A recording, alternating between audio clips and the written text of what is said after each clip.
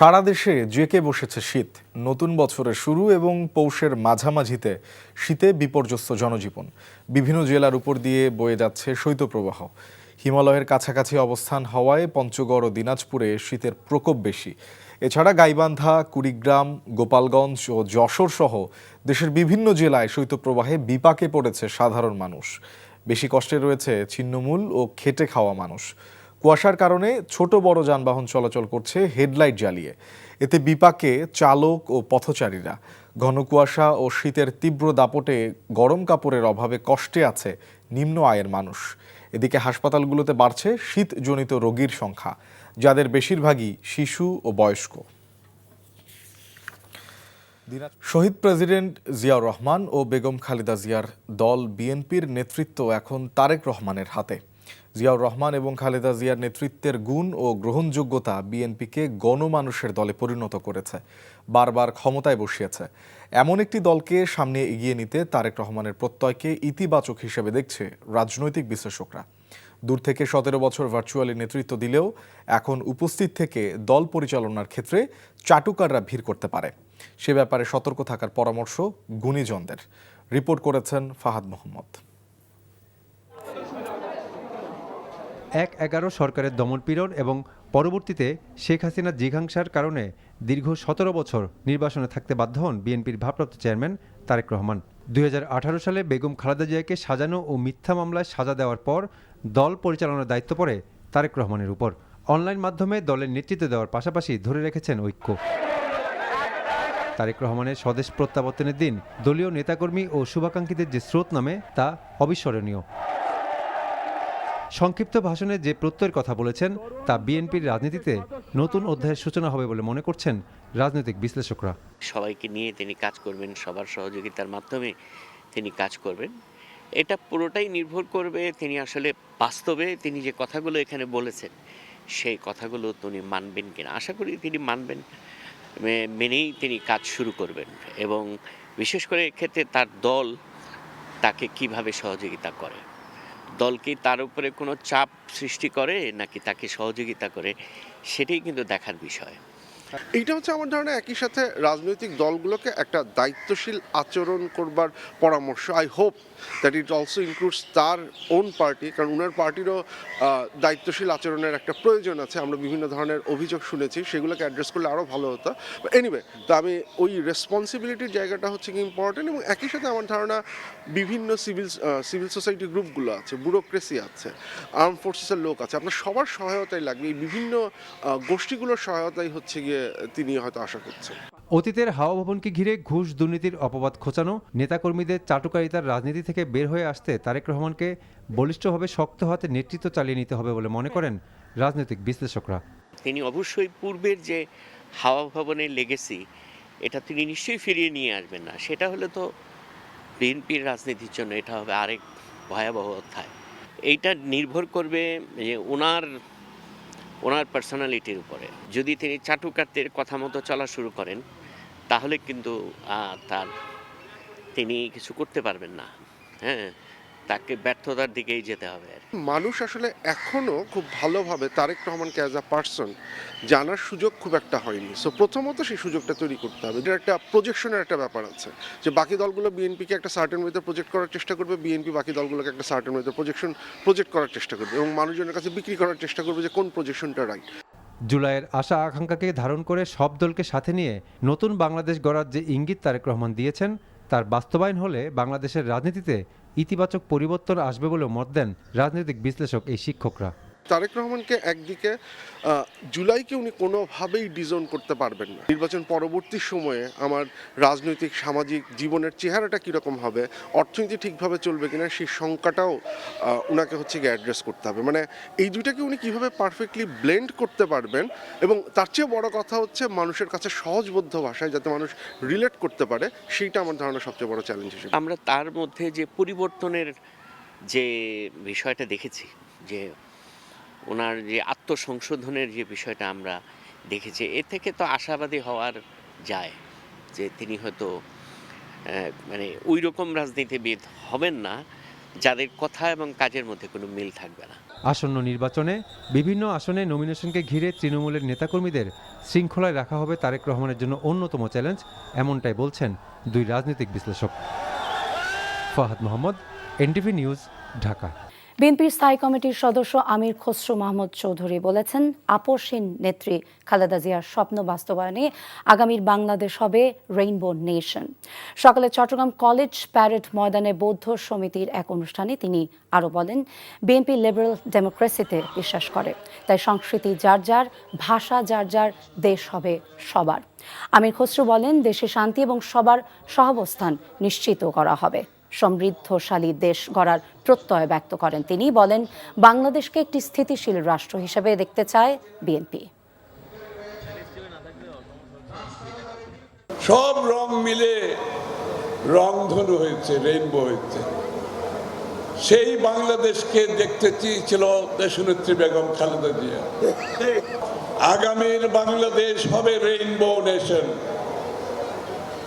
আমরা লিবারেল ডেমোক্রেসিতে বিশ্বাস করি।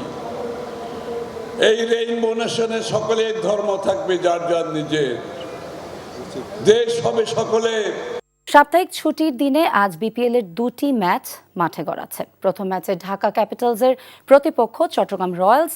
টসে জিতে বোলিং করছে চট্টগ্রাম। ব্যাটিংয়ে নেমে 2 উইকেট হারিয়েছে ঢাকা। সাজঘরে ফিরেছেন 2 ওপেনার সাইফ হাসান এবং আকবরী। এবারে বিপিএলে 2টি করে ম্যাচ খেলে 1টি করে জয় পেয়েছে ঢাকা ও চট্টগ্রাম। প্রথম ম্যাচে শক্তিশালী রাজশাহী ওয়ারিয়র্সকে হারিয়ে টুর্নামেন্ট শুরু করা ঢাকা দ্বিতীয় ম্যাচে সিলেটের কাছে হেরে যায়। এবার চট্টগ্রামের বিপক্ষে 3 পয়েন্ট আদায়ের লক্ষ্য ঢাকার। বিএনপি চেয়ারপারসন বেগম খালেদা জিয়ার কবর জিয়ারত করেছেন নাতনি জাইমা রহমান, বড় খালা সেলিনা রহমান সহ পরিবারের সদস্যরা। এ সময় তারা বেগম জিয়ার রুহের মাগফিরাত কামনা করে দোয়া ও মোনাজাত করেন। শুক্রবার সকাল থেকেই দলটির নেতাকর্মীরা সহ সর্বস্তরের মানুষ শ্রদ্ধা জানায় তাকে। তার মৃত্যু দেশের অপূরণীয় ক্ষতি বলে জানিয়েছেন তারা। আপসহীন নেত্রীর আদর্শ লালন করে তার অসমাপ্ত কাজ শেষ করার প্রত্যয় ব্যক্ত করেন তারা। আপেল শাহরিয়ারের রিপোর্ট। রাজধানীর জিয়া উদ্যানে চিরনিদ্রায় শায়িত বিএনপি চেয়ারপারসন বেগম খালেদা জিয়া। তার প্রতি শ্রদ্ধা জানাতে কবরে আসেন নাতনি জাইমা রহমান, সঙ্গে বড় খালা সেলিনা রহমান, এছাড়াও আরাফাত রহমান কোকোর স্ত্রী শর্মিলা রহমান সহ পরিবারের সদস্যরা। বেশ কিছুক্ষণ নীরবে দাঁড়িয়ে থাকেন তারা। দোয়া করেন বেগম জিয়ার মাগফেরাত কামনায়। দোয়া শেষে বের হওয়ার সময় ঠায় দাঁড়িয়েছিলেন দীর্ঘদিনের ছায়াসঙ্গী ফাতেমা। গৃহকর্মী হলেও আত্মার বন্ধনে আবদ্ধ ছিলেন যে দুজন। কনকনে শীতেও শুক্রবার সকাল থেকেই শ্রদ্ধা জানাতে সমাধিস্থলে ঢল নামে মানুষের। এমনকি শ্রদ্ধা জানাতে ঢাকার বাইরে থেকেও স্কুল পড়ুয়া শিক্ষার্থীরাও অভিভাবকদের হাত ধরে ছুটে আসেন। আমি গাজীপুর থেকে দেশনেত্রী বেগম খালেদা জিয়ার কবর জিয়ারত করতে এসেছি। আজীবন গণতন্ত্র প্রতিষ্ঠার জন্য লড়েছেন তিনি। আপসহীন নেত্রী ছিলেন তিনি। 3 বারের সাবেক প্রধানমন্ত্রী। কিশোরগঞ্জ দেখে আসে, আমরা খুব ভালোবাসছি খালেদা জিয়ারে। খালেদা জিয়াকে ভালোবেসে দেখার জন্য আমি এসেছি এখানে। তার কবরস্থান যেটা আমার ভালো ইচ্ছা ছিল আর সেটা পূরণ হয়েছে। বেগম জিয়ার আদর্শ লালন করে দেশ গড়ার প্রত্যয় ব্যক্ত করেন অনেকে। ম্যাডামের স্মৃতি আমরা চারণ করতে চাই না। ম্যাডাম আমাদের কাছে সবসময় জীবিত। উনি এমন একজন নেত্রী, ওনার কর্মকাণ্ড, ওনার অবস্থান সারা বাংলাদেশের 18 কোটি মানুষের হৃদয়ে সবসময় জীবিত থাকবে। আজকে আমরা এই কথাটা মনেই করতে চাই না যে উনি স্মৃতি। উনি আমাদের জাতীয়তাবাদের আদর্শে বিশ্বাসী সকল সৈনিকের কাছে সবসময় জীবিত। ম্যাডাম জিয়াকে আমরা হারিয়ে মনে 100 বছরের জন্য অনেক কিছু হারিয়ে ফেলেছি, যাহা 100 বছরেও পূরণ হবে কিনা আমার বিশ্বাস হয় না। বিএনপি সিনিয়র নেতারা কবর প্রাঙ্গণে এসে দোয়া করেন। ঢাকা ও ঢাকার বাইরে থেকেও বিএনপির সহযোগী সংগঠনের নেতাকর্মীরা শ্রদ্ধা জানান। দেশনেত্রী বেগম খালেদা জিয়া দেশকে অনেক কিছু দিয়েছেন, আরও হয়তো দেওয়ার ছিল, আমরা বঞ্চিত হয়েছি, আমাদেরকে বঞ্চিত করা হয়েছে, দেশবাসীকে বঞ্চিত করা হয়েছে। ওনার দীর্ঘ রাজনৈতিক জীবনের পরিক্রমার পাশে আমরা থাকার চেষ্টা করেছি। ওনার সকল কিছুই আমরা লক্ষ্য করেছি, আমরা দেখেছি, আমরা অনুকরণ করার চেষ্টা করেছি। জেল, জুলুম, হুলিয়া, নির্যাতন, নিপীড়নের মুখে তিনি সেদিন আন্দোলনে রাজপথে ছিলেন।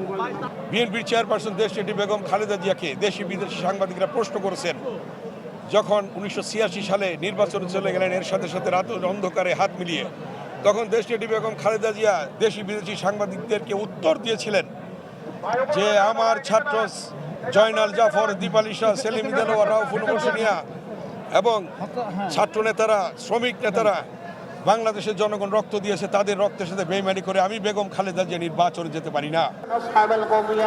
নশ্বর পৃথিবীতে না থেকেও মানুষ বেঁচে থাকে তার কর্মে। বিএনপি চেয়ারপারসন বেগম খালেদা জিয়ার দেশের অস্তিত্বের প্রশ্নে এক বিন্দু ছাড় না দেওয়ার মানসিকতা এবং নেতৃত্বগুণে অমর হয়ে থাকবেন ইতিহাসে, বলছেন শ্রদ্ধা জানাতে আসা সর্বস্তরের মানুষজন। Apple Shahriar, NTV news, Dhaka. নির্বাচনে আওয়ামী লীগ নিজেরাই নিজেদের অযোগ্য করেছে বলে মন্তব্য করেছেন প্রধান উপদেষ্টার প্রেস সচিব শফিকুল আলম। সকালে মাগুরায় সাংবাদিকদের সাথে আলাপকালে তিনি এসব কথা বলেন। প্রেস সচিব বলেন, একটা রাজনৈতিক দল যদি হাতে অস্ত্র তুলে নেয়, সাধারণ মানুষ থেকে শুরু করে ছাত্রদের উপর গুলি করে, খুন করে, তখন কোনো মানুষই ওই রাজনৈতিক দলকে রাজনীতি করার সুযোগ দেবে না। সারা দেশে বিপুল উৎসাহ উদ্দীপনার মধ্য দিয়ে ভালো একটা নির্বাচন হবে বলেও আশা প্রকাশ করেন প্রেস সচিব শফিকুল আলম। তাই নির্বাচন ম্লান হবে এরকম কিছু না। গুম খুনে জড়িত সে তো পলিটিক্যাল স্পেস কেউ দিবে না, কেননা সে আবার আসলে সে আবার আপনার অধিকার হরণ করবে, আবার আপনাকে গুলি করবে। এক সময় না এক সময় শেখ হাসিনা এবং আসাদুজ্জামান কামাল কে দেশে ফিরতেই হবে, এবং যারা যারা আওয়ামী লীগের যারা সবাইকেই বাংলাদেশে এনে তাদের বিচার করা হবে। মুন্সিগঞ্জের সিরাজদি খান উপজেলার ঐতিহ্যবাহী সাধু জোসেফ গির্জা পরিদর্শন করেছেন পররাষ্ট্র উপদেষ্টা মোহাম্মদ তৌহিদ হোসেন। শুক্রবার সকালে উপজেলার কোয়াইন ইউনিয়নের শুলপুর গ্রামে অবস্থিত সাধু জোসেফ গির্জা পরিদর্শনকালে পররাষ্ট্র উপদেষ্টা গির্জার ধর্মযাজক, খ্রিস্টান সম্প্রদায়ের নেতৃবৃন্দ ও স্থানীয় গণ্যমান্য ব্যক্তিদের সঙ্গে মতবিনিময় করেন। এ সময় তিনি গির্জার ইতিহাস, ধর্মীয় কার্যক্রম এবং এলাকার খ্রিস্টান সম্প্রদায়ের সার্বিক পরিস্থিতি সম্পর্কে খোঁজ খবর নেন। 6 জানুয়ারির মধ্যে শরীফ ওসমান হাদি হত্যা মামলার চার্জশিট দাখিল না হলে হরতাল অবরোধের মতো কঠোর কর্মসূচির হুঁশিয়ারি দিয়েছে ইনকিলাব মঞ্চ। বিকেলে শাহবাগে হাদি চত্বরে অবস্থান কর্মসূচি থেকে এমন হুঁশিয়ারি দেন মঞ্চের নেতারা। কাল থেকে সারা দেশে মার্চ ফর ইনসাফ কর্মসূচির ঘোষণাও দেওয়া হয়। নূর হোসেনের রিপোর্ট।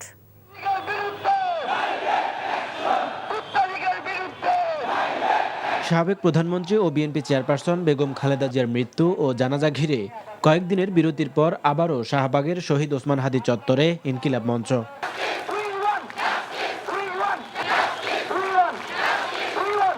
বিচারের দাবিতে স্লোগানে উত্তাল পুরো চত্বর। আধিপত্য বিরোধী লড়াইয়ের প্রতীক শহীদ ওসমান হাদি হত্যাকাণ্ডের বিচারের দাবিতে একাত্ম সব শ্রেণী পেশা ও বয়সের মানুষ। হাদি হত্যার বিচার হোক, হাদির মতো মানুষ এই বাংলাদেশে আর আসবে না। এই হত্যার সাথে গভর্নমেন্ট জড়িত আছে এবং দেশের উপদেষ্টারা কি করে আমরা জানি না। আজকে রাজপথে কেন থাকতে হবে? যেই মানুষটা আমাদের জন্য ইনসাফ চেয়ে গেছে সেই মানুষটারই আমরা ইনসাফ দিতে পারি না। কিসের জন্য আছি আমরা বলেন? আজকে হাদি হত্যার বিচারের দাবির জন্য আমরা রাস্তায় নেমেছি। আমি মরলে এখান থেকে আসবে, আমি মরলে বিচার হবে। ইনসাফের লড়াই ও বিপ্লবের চেতনা জাগ্রত রাখতে বিচার নিশ্চিতের দাবি সবার। একজন ভাইকে মেরে ফেলছে, এরপরও সরকার চুপ আছে, এখনো পর্যন্ত আসামিকে ধরতে পারতেছে না। উনি এখনো কেন উপদেষ্টা, সরকার সবাই চুপচাপ আছে? যদি হাদি হত্যা বিচার না হয় তাহলে আগামী প্রজন্ম নতুন করে কোনো হাদি আর জন্মাবে না। আমরা যতক্ষণ না পর্যন্ত রাস্তায় নামবো, যতক্ষণ না পর্যন্ত আমরা রাজপথ দখল করবো, ততক্ষণ পর্যন্ত আমার ভাইয়ের হত্যার বিচার হবে না। কারণ অনেক দেরি হয়ে গেছে, আমরা ধৈর্যের পরীক্ষা দিচ্ছি আমরা। I don't think the state should test us. Osman হাদি হত্যাকারীদের গ্রেফতার ও বিচারে সরকার অবহেলা করছে অভিযোগ করেন মঞ্চের নেতারা, দেন কঠোর আন্দোলনের হুঁশিয়ারি। 7 তারিখে হবে আমাদের চূড়ান্ত আন্দোলন। ওই দিন প্রয়োজনে আমাদের যদি হরতাল ডাকতে হয় আমরা হরতাল ডাকবো। আমাদের যদি প্রয়োজনে পুরো বাংলাদেশ অবরোধ ডাকতে হয়, জেলা, উপজেলা, গ্রাম সব জায়গায় আমরা প্রয়োজনে অবরোধ ডাকবো। আমরা তাদেরকেই ক্ষমতায় নিয়ে আসবো যারা আওয়ামী লীগের ব্যাপারে জিরো টলারেন্স। আমরা তাদেরকেই ক্ষমতায় নিয়ে আসবো যারা এই দীর্ঘ 17 বছরের গুম হত্যা নিয়ে কথা বলবে, আমরা তাদেরকেই ক্ষমতায় নিয়ে আসবো যারা বাংলাদেশের স্বাধীনতার সার্বভৌমত্বকে দিল্লির কাছে বর্গা দিবে না। ইনকিলাব মঞ্চ ছাড়া অন্য কারো ঘোষণা না মানার আহ্বানও জানান মঞ্চের সদস্য সচিব আব্দুল্লাহ আল জাবের। এর বাইরে আমাদের কোনো দাবি নাই, আপনারা পারবেন না। নূর হোসেন, এনটিভি নিউজ, ঢাকা। ত্রয়োদশ জাতীয় সংসদ নির্বাচন ঘিরে সারা দেশের প্রার্থীদের মনোনয়নপত্র যাচাই বাছাই কার্যক্রম চলছে। এরই মধ্যে নাগরিক ঐক্যের মাহমুদুর রহমান মান্না, জামায়াতে ইসলামীর হামিদুর রহমান আজাদ সহ বিভিন্ন দলের বেশ কয়েকজন প্রার্থীর মনোনয়ন বাতিল করেছেন রিটার্নিং কর্মকর্তারা। মনোনয়নপত্র বাতিলের পাশাপাশি বৈধতা ফিরে পেয়েছেন বিএনপির সালাউদ্দিন আহমেদ সহ বিভিন্ন রাজনৈতিক দলের নেতারা। ইমরুল কায়েসের ডেস্ক রিপোর্ট। নির্বাচন সামনে রেখে সারা দেশে শুক্রবার চতুর্থ দিনের মতো প্রার্থীদের মনোনয়নপত্র যাচাই বাছাই হয়। এদিন বগুড়া 2 আসনের নাগরিক ঐক্যের মাহমুদুর রহমান মান্নার হলফনামায় অসঙ্গতি মেলায় তার মনোনয়ন বাতিল করেছে জেলা রিটার্নিং কর্মকর্তা। মামলা থাকায় বগুড়া 1 আসনে স্বতন্ত্র প্রার্থী শাহজাদি আলম লিপি ও বগুড়া 2 আসনের জাতীয় পার্টির প্রার্থী শরীফুল ইসলাম জিন্নার মনোনয়নও বাতিল করেছে রিটার্নিং কর্মকর্তা। তারা যে সাবমিশনগুলো করেছেন সেই সাবমিশনগুলো আসলে ইনভ্যালিড, এটা আমরা মনে করি যে আপিল করার সাথে সাথেই আসলে আমরা আমাদের পক্ষে রায় পাবো। মাহমুদুর রহমান মান্না বগুড়া 2 আসন থেকে তিনি নির্বাচনে অংশ নেবেন। মামলা জটিলতায় কক্সবাজার 2 আসনে জামাতে ইসলামীর প্রার্থী ও দলটির সহকারী secretary general HM Hamidur Rahman আজাদের মনোনয়ন বাতিল করেছে জেলা রিটার্নিং কর্মকর্তা। এদিকে মনোনয়ন বৈধ ঘোষণা করা হয় কক্সবাজার 1 আসনের বিএনপি প্রার্থী সালাউদ্দিন আহমেদের।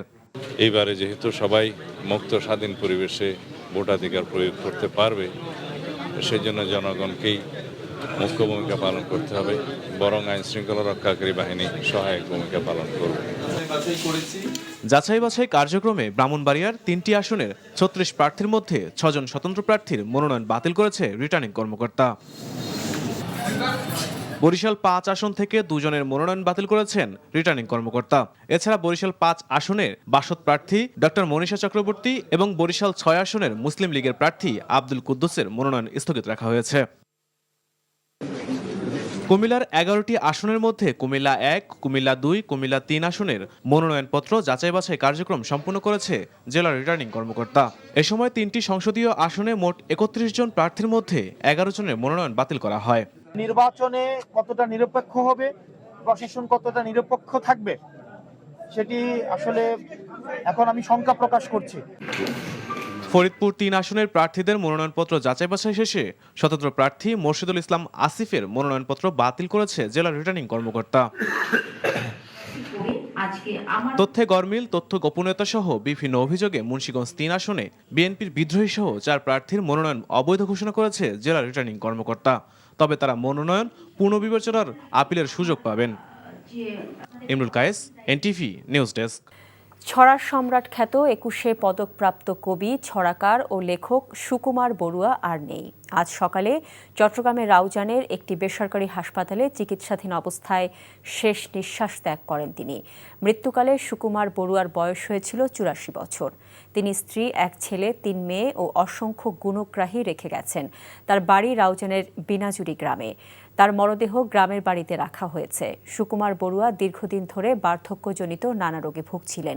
তিনি স্ত্রীকে নিয়ে গ্রামের নিজ বাড়িতে বসবাস করতেন। শারীরিক অবস্থার অবনতি হলে গত 2 সপ্তাহ আগে তাকে চট্টগ্রাম নগরের একটি হাসপাতালে ভর্তি করা হয়। তবে স্বাস্থ্যের কিছুটা উন্নতি হওয়ায় কয়েকদিন পর তাকে বাড়িতে নিয়ে আসা হয়। গতকাল বৃহস্পতিবার রাতে আবার অসুস্থ হয়ে পড়ায় তাকে উপজেলার একটি বেসরকারি হাসপাতালে নেওয়া হয়। সেখানেই তার মৃত্যু হয়েছে। সাবেক প্রধানমন্ত্রী বেগম খালেদা জিয়ার মাগফিরাত কামনায় রাজধানীর গুলশান সেন্ট্রাল মসজিদে অনুষ্ঠিত দোয়ায় অংশ নিয়েছেন দলের ভারপ্রাপ্ত চেয়ারম্যান তারেক রহমান। দোয়ার অংশ নিয়েছেন বিএনপির মহাসচিব সহ দলের সিনিয়র নেতারাও। এদিকে জাতীয় মসজিদ, বায়তুল মোকাররম সহ রাজধানীর বিভিন্ন মসজিদে বাদ জুমা বেগম জিয়ার মাগফিরাত কামনায় বিশেষ দোয়া অনুষ্ঠিত হয়েছে। হাসান মাহমুদের রিপোর্ট।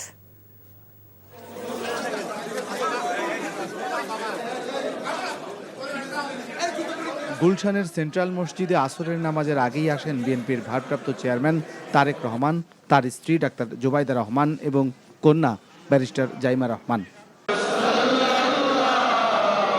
আসরের নামাজ আদায় শেষে শুরু হয় বেগম খালেদা জিয়ার রুহের মাগফিরাত কামনায় মিলাদ মাহফিল। মিলাদে অংশ নেন বিএনপির ভারপ্রাপ্ত চেয়ারম্যান তারেক রহমান, মহাসচিব মির্জা ফখরুল ইসলাম আলমগীর সহ বিএনপির স্থায়ী কমিটির সদস্য ও সিনিয়র নেতারা। মিলাদে অংশ নেন সহযোগী সংগঠনের নেতাকর্মী ও সাধারণ মুসল্লিরাও।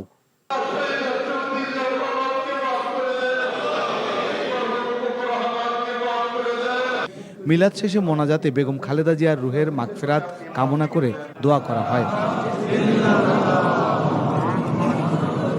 সবার কাছে আমাদের নেত্রীর জন্য, দেশমাতা বেগম খালেদার জন্য আমরা দোয়া প্রার্থনা করছি। আপনারা সবাই তার জন্য দোয়া করবেন যেন আল্লাহ তাআলা বেহেশত নসিব করেন। এই মহান নেত্রীর বিদায়ে আমরা আজকে সত্যি শোকাহত এবং আমরা দোয়া করি মহান আল্লাহ তাআলা তাকে জান্নাত নসিব করেন। বেগম খালেদা জিয়ার জন্য উনি খুব ভালো মানুষ ছিল, ওনা কি পরিমাণ ভালো ছিল এটা তো অন্তর থেকে প্রকাশ করা যায় না, বিশাল ভালো। এদিকে জাতীয় মসজিদ বাইতুল মোকাররমে বাদ জুমা বেগম খালেদা জিয়ার রুহের মাগফিরাত কামনায় দোয়া অনুষ্ঠিত হয়। মুসল্লি ও সাধারণ মানুষজন এই দোয়ায় অংশ নেন। এছাড়া রাজধানীর কারওয়ান বাজার আম্বরশা মসজিদে অনুষ্ঠিত হয় দোয়া মাহফিল। বেগম খালেদা জিয়ার রুহের মাগফিরাত কামনায় রাজধানীর বিভিন্ন মসজিদে বাদ জুমা দোয়া অনুষ্ঠিত হয়। দোয়ায় অংশ নেন সাধারণ মুসল্লিরা। এছাড়াও বেগম খালেদা জিয়ার আত্মার শান্তি কামনা করে প্যাগোডা, মন্দির ও গির্জায় প্রার্থনা অনুষ্ঠিত হয়। রাজধানীর ঢাকেশ্বরী মন্দিরে অনুষ্ঠিত হয় বিশেষ প্রার্থনা। এ সময় বেগম খালেদা জিয়ার আত্মার শান্তি কামনা করা হয়। Hasan Mahmud, NTV news, Dhaka.